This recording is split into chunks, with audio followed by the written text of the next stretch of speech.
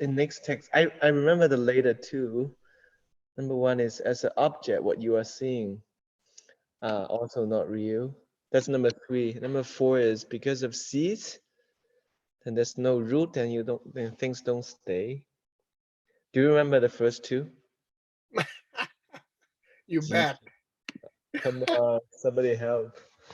I'm getting my notes. Hold on. Oh, please, please, please, please.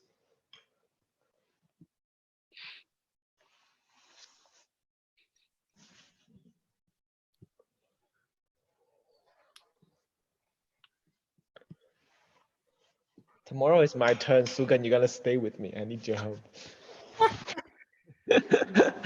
Where's your turn? Tomorrow, Okay. tomorrow. Tomorrow will be better. 明天会更好. Wish. Bats, did you get it?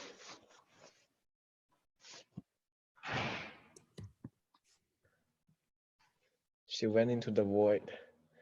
Yeah. Yeah, I had in my notes is things are changing, things deceive you. 3 things are like a Jew. I missed the last 2. Oh, can you say that again, Seiji? The number one is Things are changing, they're destroyed in every single millisecond. And because they possess that kind of behavior. oh no, that's before what I. No, that's about the 5 features. Why things. Oh, you were not asking about that? Not that. The next one, the next part is about there are 4 ways to establish why the world and the livings in the world are both illusion. Remember that? Oh yeah, no, that I don't have. Okay. Okay. So please pass that along when they give it to you. Oh man, okay. you should have asked when. I was going to catch Nick and he just. Yeah. Okay. My note says no staying, cannot be perceived, no root, and they are from the cause of misunderstanding the world. That's in the. That's in the original verses, and then Gyaltsen explained why they are illusion. It's the part after your notes. Did you see anything similar? It's about after you see emptiness directly and you are not a arhat yet, and then you see the world and the livings, the lives in the world are all illusion. And then Gyaltsen asks, why are they all illusion? And there are 4 ways to justify that. Ring a bell? Yeah, I saw, but I think I lost that. Okay. There are only like 3 from negative perspectives, and then 1 is like conclusionary. And I lost the details. Okay. Sorry. Sugeng will tell us. Yeah, so as an object at the base, there's no reality. It has no foundation reality. Right. That's number 3. That's number 1. Oh, really? Yes. Number Okay. 2, what we're looking at is not real. So as an object, it's also unreal. Oh, number 1 is object base. Baseless, no foundation in reality. No foundation in reality. That's number 1. Number 2 is It's not, it's unreal. Mikpa dempa yang yepa ma yinpai. Then the next, in the sense, it has no root in the sense of not having a cause. And then the 4th one is it does not stay, so it has no staying. Oh, but you are referring to the original verses, right? I'm referring to right after he says Jetopla. Meaning, after DPE. oh. Isn't that what you're talking about? Do you have the part where it mentions because of sabun, the seeds, then there's no root and they don't stay? That part. Let me look for sabun. Maybe we should not use this time. Sugeng is waiting to answer questions. There are Yeah, questions. that's part of that. Yeah, that's part of the discussion. That's the third one. That's the fourth one. That's the Oh, third the one. third one. Okay, okay,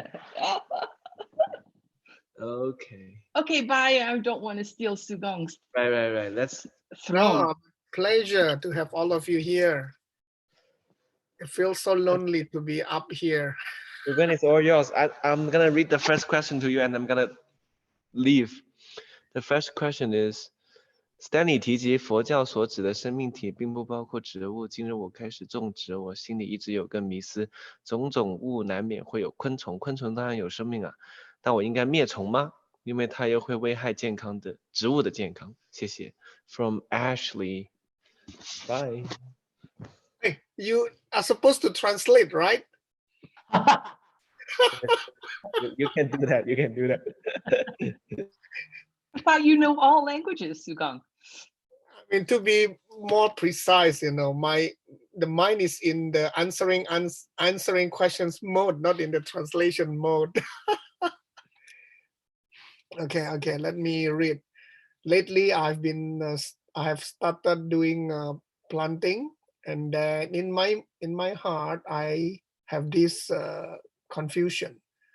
When we plant, there are bound to be insects, and of course, insects are living beings. So, should I kill the insects because because they will actually harm the plants? Oh yeah. Oh, who is this? Ah, Stanley.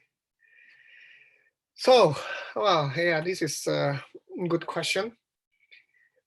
We understand that to protect life, we need to, or rather we understand that in order to protect life, or rather we want to protect life, so we shouldn't be killing living beings. So in this case, insects are considered as living beings. So what I would tell people normally is that, of course, you don't kill the insect, but you use nature's insect, I would say insect repellents, natural insect repellents.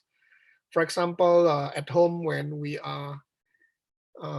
don't want to have cockroaches, for example, we put what do you call that? Pandan leaf, pandan leaf. Or if we don't want to have ants, we also put lemon or orange or something, so we can use all these nature's way to repel the insects. Of course, first criteria, if at home we have to make it clean, we shouldn't leave our food anywhere.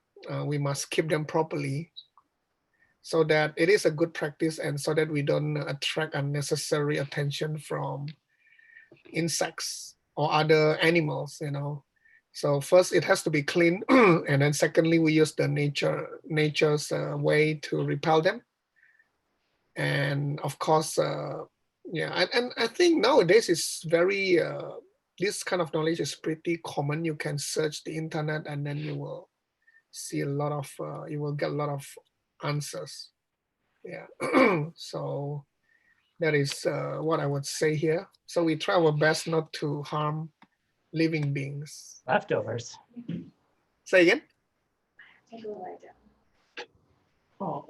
What I'm saying, Tim? That's the what? The worst? Is that?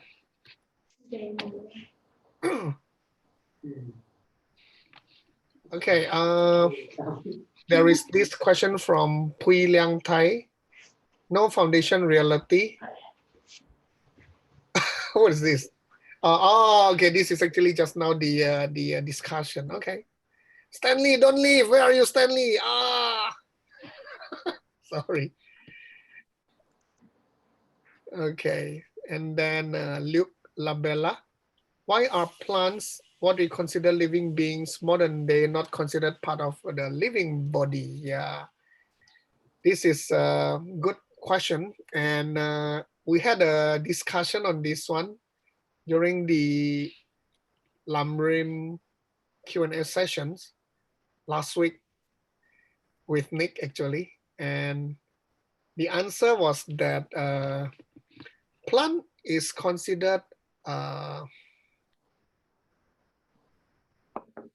do you call that? The mind structure or the conscious structure of the mind is simpler, much simpler. So traditionally, we don't consider plant as part of the.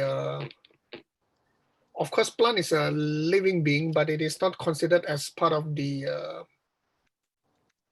I would say part of the beings that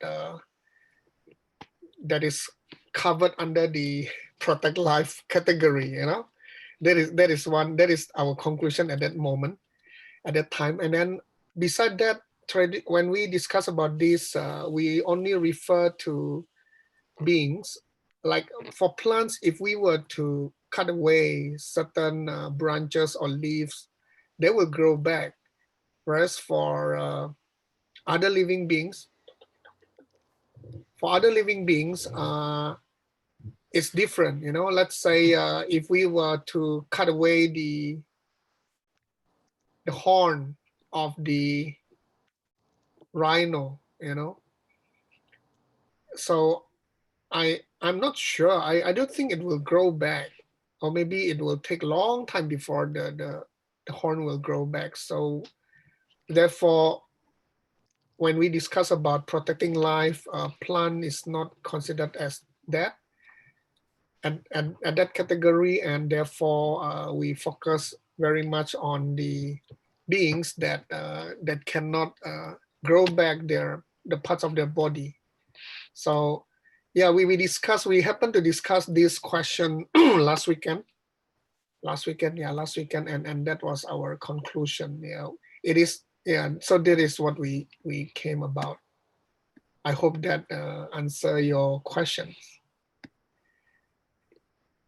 Okay, so yesterday while Bets was up here answering the questions, I was wondering, you know, wow, today will be my turn, and I will be wondering, wow, it will feel a bit stressful, you know.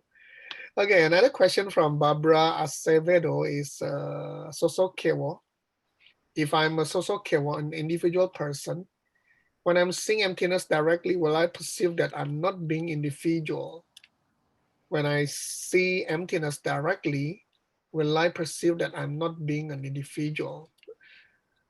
Based on what I learned, based on my understanding, based on what I learned from Geshe Michael, the experience of seeing emptiness directly is basically it will be preceded by the perception of dependent origination, as in we will start to see the seeds throwing out, and the seeds open up and then throwing out the projection and letting us see the world around us. And then in the emptiness, when we have the direct perception of the emptiness, we will be seeing, basically emptiness is the absence of things which are impossible, the absence of gotcha, actually, like what we discussed yesterday. So at that moment, of course, before that moment, when we have the perception of dependent origination, we will see that our seeds are producing everything. So I would assume that at that moment we will realize that this body that we think is an individual, called me or myself, is also coming from the seeds. So I would say that it should come before the perception of emptiness. Yeah, this is based on my understanding from what I heard from Geshe Michael. So yeah, I would say it's before that. Yeah.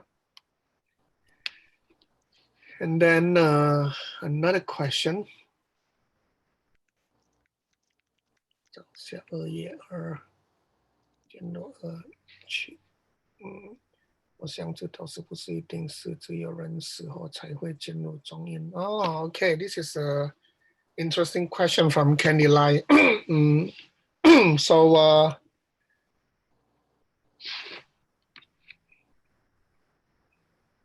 this is about the Pado being. So she's saying that in the Bado, in the intermediate state, we are still creating bad karma, so that we will fall into the worst realm. So the question is that is it necessary? Is it necessary? 是不是一定是只有人死后才会进入中阴? So the question is that should it be the way that after people die, then they will go into the Bado? I think, yeah, the answer should be yes, because that is the transition, right? After we die, then we will, then in the desire realm and the form realm, after we die, after a being dies, they will go into the Bado, with the exception of the formless realm. So yeah, definitely, I think, we will go into the Bado after we die, right? Yeah. And then David Bernier, Master Shantideva was said to have a second book hidden in his room. Do you know if this book has been found or translated into Tibetan from Sanskrit? Yeah, the second book. Yeah, I heard about the story. Yeah, I don't remember. I don't know what, I don't remember what book it is and whether it has been found.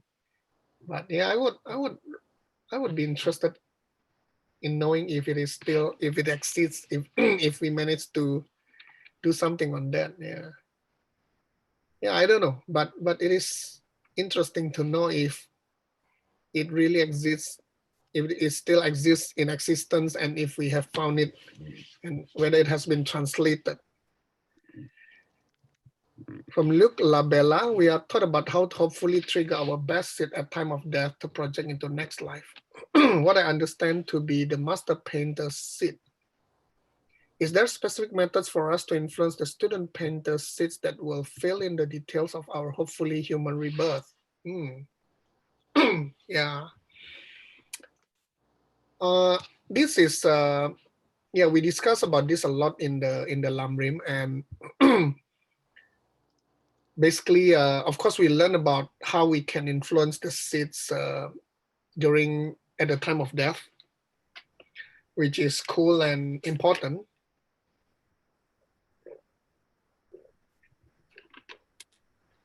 But I think very important to know here is that we need to start designing our life or our future life from now. You know, knowledge about what to do at the moment of death is important, but more importantly is to start leading our life, to start doing what we need to do from now. Yeah. So from now means we need to learn, and also we need to practice. We need to practice, and that is very important. And we need to start designing from the master painter, student painter perspective, starting from now. So I think the best is, of course, to start from now. We shouldn't wait until the last moment, or Geshe Michael like to joke, right? When you are 67, then you get interested in all this. Personally, I think we should start doing all this even when we are young. There is no age which is too early to start learning all this. Personally, I think we need to start all this at the moment when we get to know all this knowledge. So yeah, to answer Luke's question, I believe we need to do now.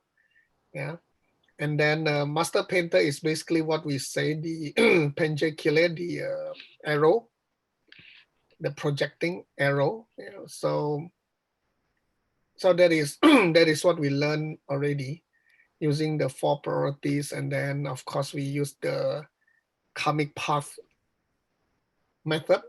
Yeah. And then of course when we talk about the student painter is the Dzogchen Kile, the completion karma.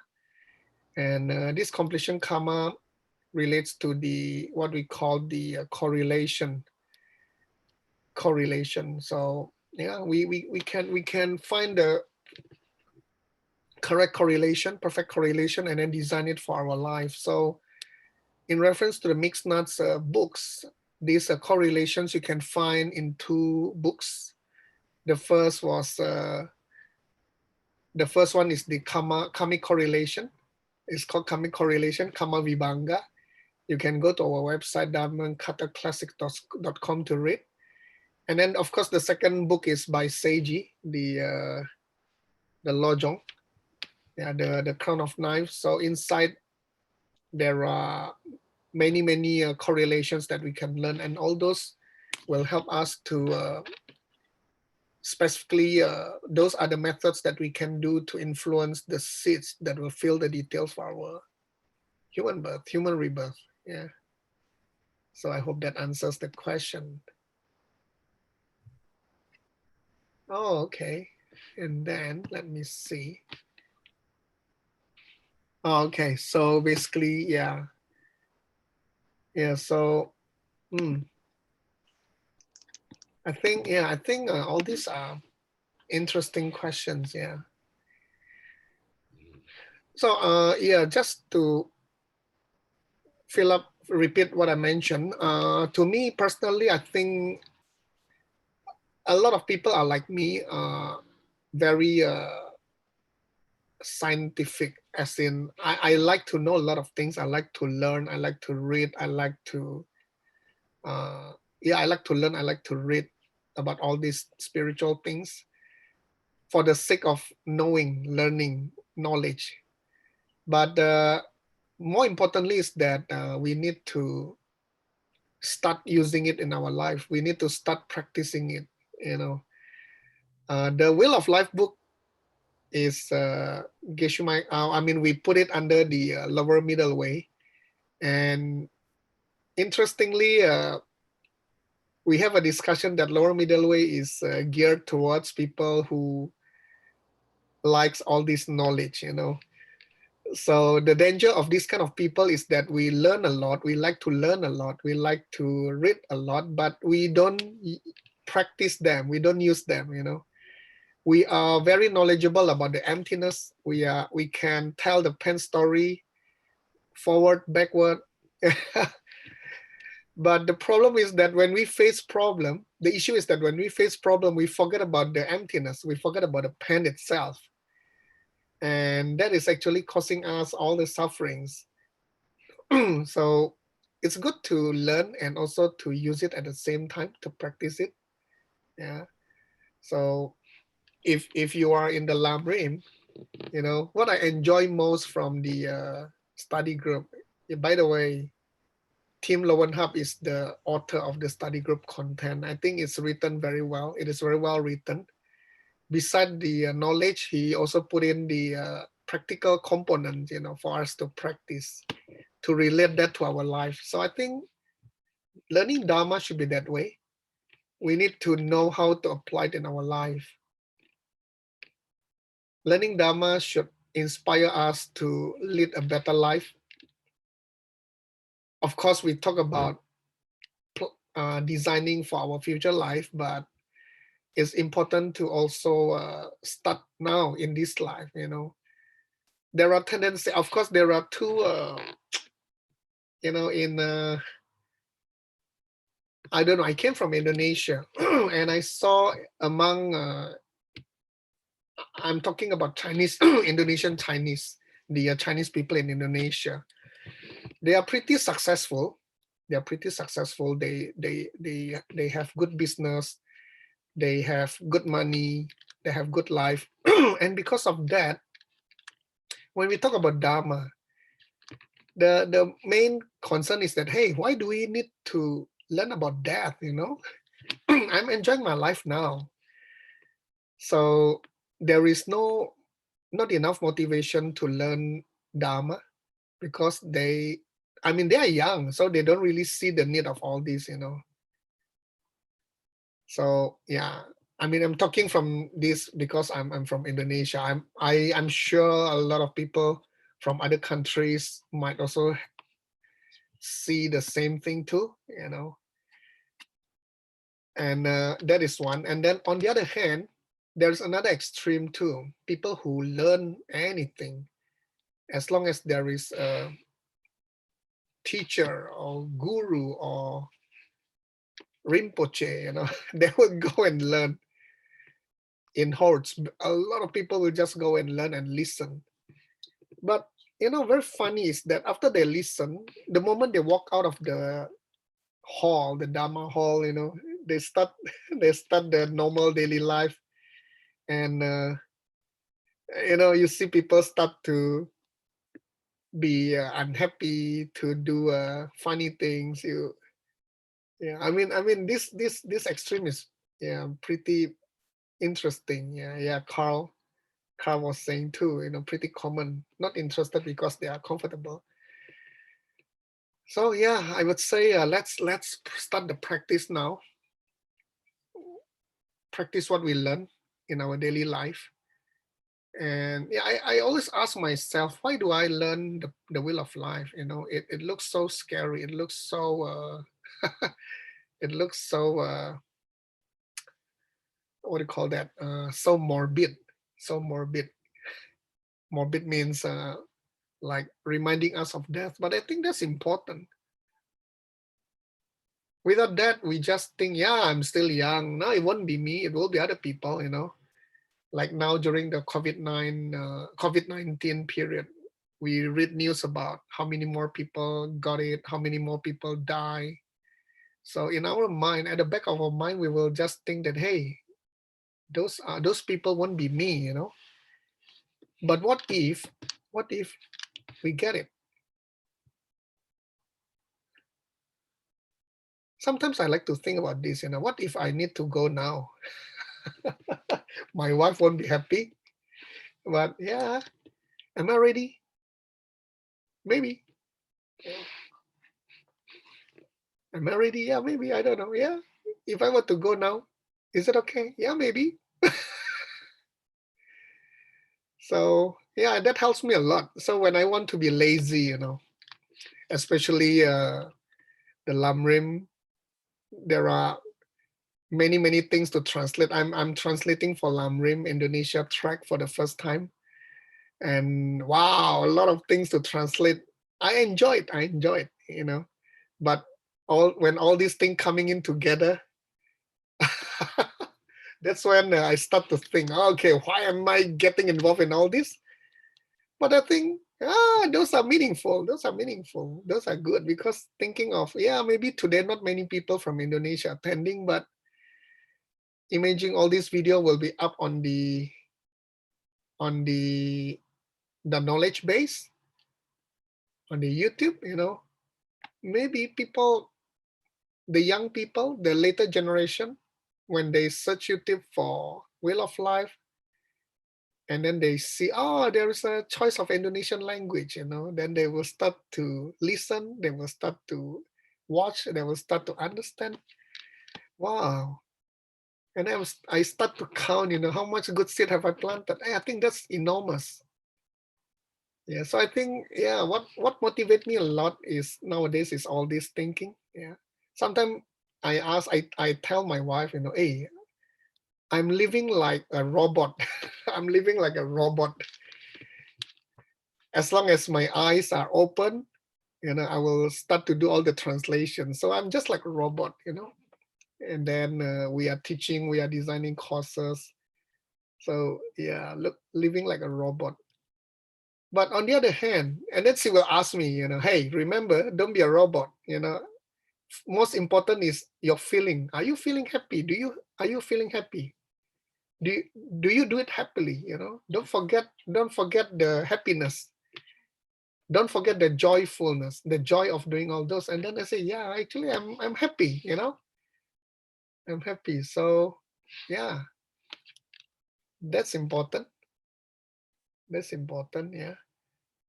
So I feel happy, and yeah, when I forget about all those things, I will come back to the feeling of happiness. I think a lot of you here are also involved in doing all these translation.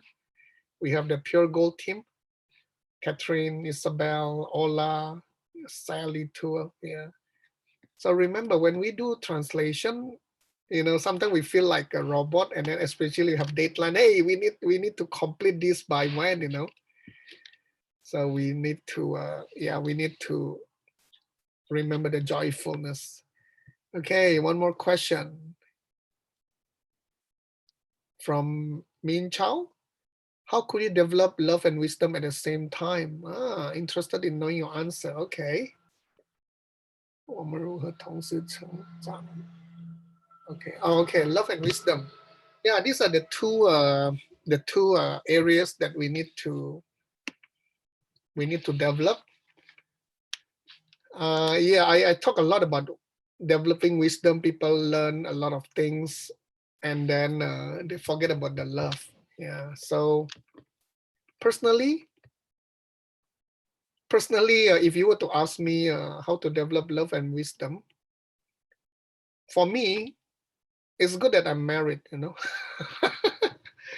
it's good that I'm married because I tend to move towards the wisdom part, intellectual part, learning part, and I sometimes forget about the love part. You know, so yeah, you see, I have my best consultant at home, my best teacher. She will always remind me, you know, are you doing it happily, joyfully?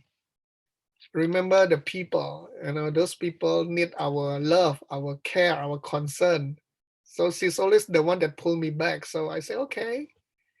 Sometimes when I'm too busy working in front of my my laptop, you know, she will then remind me, hey, your mom is outside. Can you go out and talk to her? You know, so yeah, I think this is how I do it. So yeah, I'm lucky.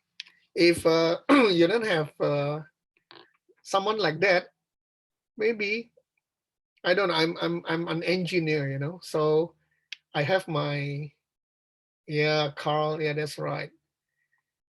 Yeah, our spouse, kids, really pulling us back to life and love. Yeah. But another thing that helped me is the writing the 6 times book. You know, 6 times book.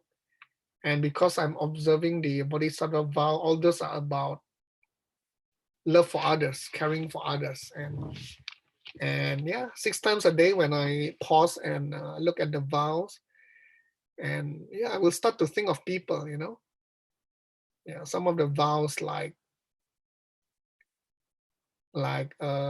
mean, those vows actually will remind me. You know, have I been forgiving people? Have I been thinking for benefit of others? So yeah, that's how I would do. So for me, wisdom part, I am not really concerned because I am involved a lot in this area. Learning, teaching, translating, so all those are part of the wisdom. But the love part, beside having our family, is also writing the book. The book actually helps a lot. Yeah, writing the book. So in the audience, if you have not started on this, you can consider to do that. Yeah, you can consider to do that. And then Carl, should we read all those stories about COVID-19 and so on? Yeah, as just to see the suffering and to have more motivation to get closer to enlightenment and to help everyone stop their sufferings, to check it every day and so on. Or is it enough to study the wisdom and live accordingly? Yeah, I think this question has been with me for a while, since a few years ago. And my take on that is that, I mean, personally, I choose not to follow the news. You know, I choose not to follow the stories. I choose not to dig very deep. You know, I used to dig very deep on all those news, but I stopped that habit already for many years. And because interestingly, important news will come to you when it is really big. So you don't even have to stay tuned on all those things. Yeah. So I don't read newspaper. I don't watch the news, but somehow people will let me know. Somehow people will let me know. So I think that's quite yeah. I think yeah. I've been telling my parents, you know, when my dad was still alive. I told him you don't have to follow the news, because when it is important, you will get to know it. And then you know what his reply? Yeah, you are lucky you have me. Important news, I will update you. Yeah, I mean, he was the one updating me then. But now after he passed on, you know, I don't need him to update me. People will just let me know, hey, a few blocks away, yesterday morning, there was a fire, you know. There was a fire 2 days ago, you know. So you see, I don't even have to read the news. And then when they told me there was a fire, then I said, oh yeah, it appeared in the news. Oh, there was a fire. Somebody's house was burned. So I mean, I don't need the news. Yeah. Okay, and Jasmine So, are you asking something? Jasmine 是要讲话吗? Okay, means mistake. I saw her raising her hand. Yeah, we still have 20 minutes and oh, some more. Okay. Oh, Annie, yes. Suppose in life, if we use 4 steps, then we will not create first link, which is misunderstanding. I assume the misunderstanding itself have many different levels.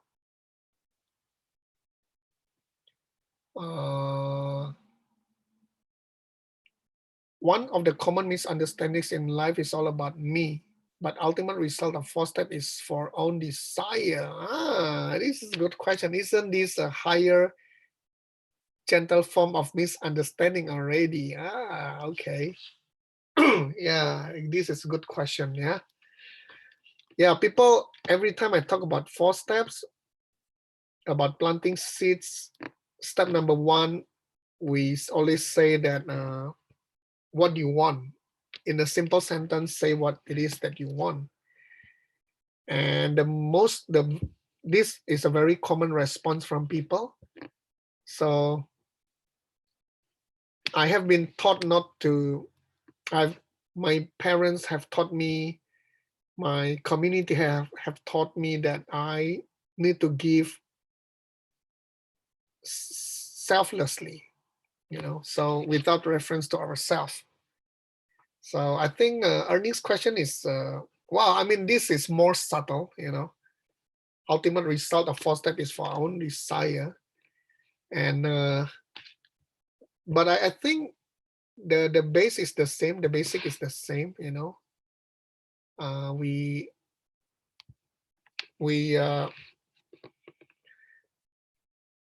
say we do 4 steps for our own desire, although technically it is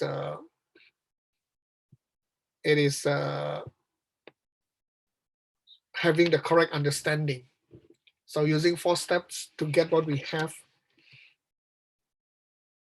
is actually done from the correct understanding, as in we know that we can plant the seeds. So I think there are a few parts to these questions. First is that 4 steps, when we use the 4 steps, we need to understand the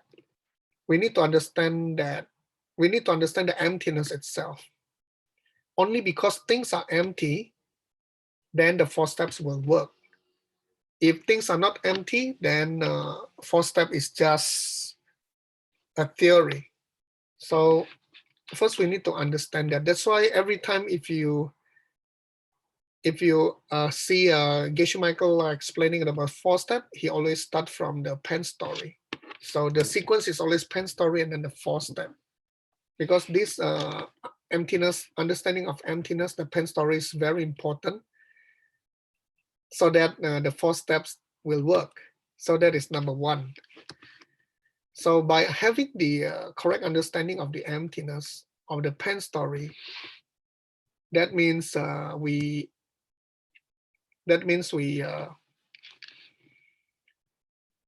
it's we are not, we don't have misunderstanding. So when we don't have misunderstanding, we will not be triggering the first link. Yeah, so that is number one. Now, for our own desire, 4-step result is for our own desire. If you understand I'm referring back to Lamrim again. We have a 3 different scope: the lower scope, medium scope, and the higher scope, right? So again, applying the 4-step also can be approached with this different scope. So for the lower scope, of course, we think of ourselves, or even the medium scope, right? So we plan the 4-step to get our own desire. Now, when we move to the higher scope is actually we want to help all other people get out of this samsara. So if we want to really do it from the higher scope perspective, when we do the 4 steps, we need to consider, we need to really understand. If you know, we have what we call the raw karma, the term raw karma. Yeah, the Kun Long Yun Mong to say, the motivation, the emotion, and the perception. Yeah. So we need to understand, if we want to strengthen the 4 step, we need to use this raw karma. So when we use the raw karma, we are effectively expanding our motivation into a higher scope motivation. Of course, we learn to increase our motivation, to expand our motivation, to become a virus, to help, to become a living example for everybody, that ultimately also will help them to get out of this samsara. And then we also want to add in the emotion part. So we want to, why do we have this emotion part? First, the motivation is easy, right? Easy as in we want to become a living example, we want to become virus. But why do we add in the emotion parts? This emotion part is a reminder to us that the recipient of our karmic partner in the 4 step is also empty. Yeah, just like ourself is also empty. The giver and the receiver are both empty. That's why we are thinking of them as a kind person. They are giving us the opportunity to plant the seeds. So this is the point that why we want to have this emotion. And then finally, the perception is also the same. Yeah, perception bring us back to the idea that, hey, the receiver is empty. So with this raw karma, if we do the 4 steps completely, yeah, at the end of the day, yes, we get the result, but our attachment to this own result will be, I would say, will become less important, I would say. Yeah. So that's why you understand, you know that on the lower scope, we just learn the 4 step. And then when we want to go higher, we need to add on this raw karma. Geshe Michael used the term free rocket fuel, yeah, to make it so fast, to make it grow faster. So yeah, I hope that can explain about this higher gentle form of misunderstanding. Yeah, I would say it shouldn't be if you apply the principle correctly. Yeah, when you understand the emptiness, it shouldn't. Well, I mean, yeah, there's a danger of us falling into this subtle form of misunderstanding, but we shouldn't. Yeah. In fact, if you talk about the wheel of life itself, on the first link, yeah, we say the first link is the misunderstanding, but misunderstanding of what? Basically, it's two kind of misunderstanding. Misunderstanding of the karma. Yeah, misunderstanding of the karma and the emptiness. Yeah, karma and the emptiness. So, as for this planting 4-step for own desire, yeah, if we have the understanding of the emptiness, yeah, then I would say that we are pretty safe. Yeah, we are pretty safe. But yeah, again, we always have to remember the emptiness itself. Okay, Siobhan Wong. Can I ask a simple question? If the person in the Bardo state accumulate bad karma to go to a lower realm rather than a higher realm, which he decided to go to, then can a person or being, say a dog or someone in hell in Bardo state, suddenly have kind thoughts and move to a higher realm for his rebirth?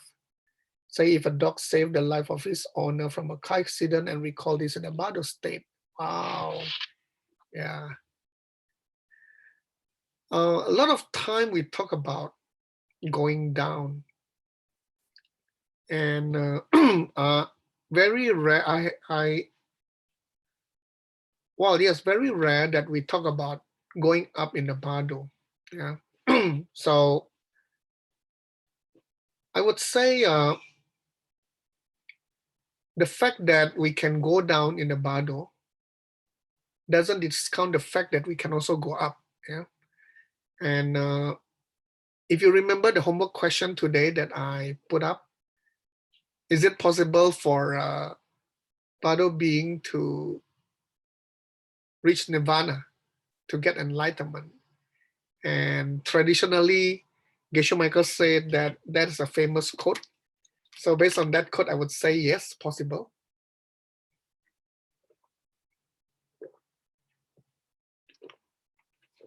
But I'm still trying to cook this. How could it be possible? Of course, your example is a good one. Let's say a dog, a dog in the Bardo state, and then remember that the death was due to the saving the life of the owner from car accident. Yeah, I think that's a possible scenario. But of course, we say that when we go into the Bardo, we will forget what has happened before. So I believe that's why we have all those ritual, all those 7 by 7 kind of ritual. Yeah, we want to remind the Bardo being that about all the good deeds they have done. And then, yeah, we have many rituals on all these to help the beings in the intermediate state to go to a better place. So yeah, I think that's the purpose of all those rituals, and I would say it's possible. I would say it's possible. Yeah. Well, I think, and of course, importantly, we need to do it in our life from now on.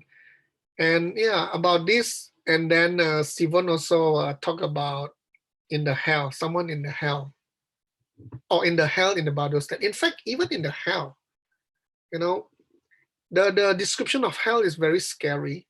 It's a torture. It's a very it's a state where the beings are suffering all the time, tremendously. And the fact is that when we are suffering, it's very difficult to have a positive mindset. But due to that fact, I heard before, the only thing that can help you get out of the hell is to have a kindness in your thought. So yeah, I mean, I think that gives me a lot of hope, you know. Wow, okay, that's why we need to train ourselves to have a kindness in our thought, not just in our action, our speech, but also in our thought. I think we want to train ourselves to get used to all this kindness. So that, let's say if I were to go into the hell, yeah, I will suffer all the time, but hopefully the habit of being kind to others in my life as a human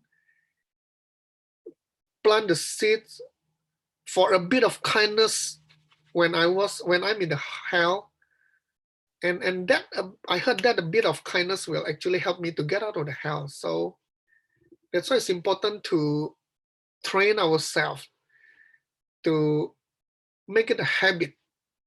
Yeah, the term here is habituate. Make it a habit to be kind to others all the time. Yeah, I mean, as a human, sometimes we forget to be kind. We take care of ourselves first. But yeah, just hope that this habit will plant the seeds so that we can actually have the possibility of the seeds ripening when we're in the hell, so that it can help us get out of the hell. So I think this actually gives me a lot of hope. I used to think a lot about, wow, what happened if I go to hell, and wow, that will be endless suffering. How would I ever go out of that? But the fact that even a tiny bit of kindness in our mind when we're in the hell will help us get out, that gives me a lot of hope. And it actually gives me even more determination to practice kindness in life. To practice kindness in life. Sorry. So if not for other people, at least for myself, when I go into the hell. So of course, I mean, it has to be for the benefit of everybody, but sometimes when we are back to our human nature, when we are back to our selfishness, the thinking that this kindness will help me when I'm in the hell really motivate me to become kind, to develop this kindness to others. Yeah. So yeah, I like this question. Thank you. Any more thoughts? Any more discussion points? Yeah, start with yourself and then expand to entire world. Yeah, Carl, thanks for that. Yeah, start from ourselves. Yeah, if we don't have the capacity to think of others now, it's okay. Start from ourselves first. Yeah, help ourselves, and then of course develop it further until to such an extent that you can expand that to the entire world. Yeah, I think start from ourselves, expand to our neighbors first. In Singapore context, where people are living in apartments, yeah, apartments. So you have neighbors left, right, top, and bottom. It's difficult to have a peaceful, quiet day. Different from those lucky people living in Siberia. I saw Tatiana's and also Nikita sent a picture of the Siberia high plateau. It's so beautiful. But for us in Singapore, especially during this COVID period where people are confined at home, I could hear mothers shouting from the unit below, it's morning already, and then I can hear the children at the top level running, bum, bum, bum, bum, bum, bum. Well, I think but I would say it's how do we practice kindness? The old me will get very angry. The old me, I would go up, go down, knock at their door. Excuse me, this is a common place. Can you speak more softly? Can you control your children? Don't let them run around. But when we talk about kindness, I take this as a good practice for me. Yeah, first, of course, I need to know those are coming from my seeds. Secondly, I sit down quietly and observe my mind, what I have in my mind. Am I feeling angry? Am I feeling disturbed? Am I feeling unhappy? You know? And then, yeah, when I realize those are my seeds, my next thought is that, what can I do at this moment? What can I do at this moment? Of course, the first one is, yeah, rejoice, my bad seeds ripening. Now, after that, then what? Oh yeah, those are very unpleasant, you know. I feel this, I feel they are disturbing me, but what should I do? So means I need to put my own determination not to disturb others. Crystal lake, you know, my crystal lake was disturbed. So, okay, that's a good reminder. I need to take care of my crystal lake so that I will not experience this kind of things disturbing my mind.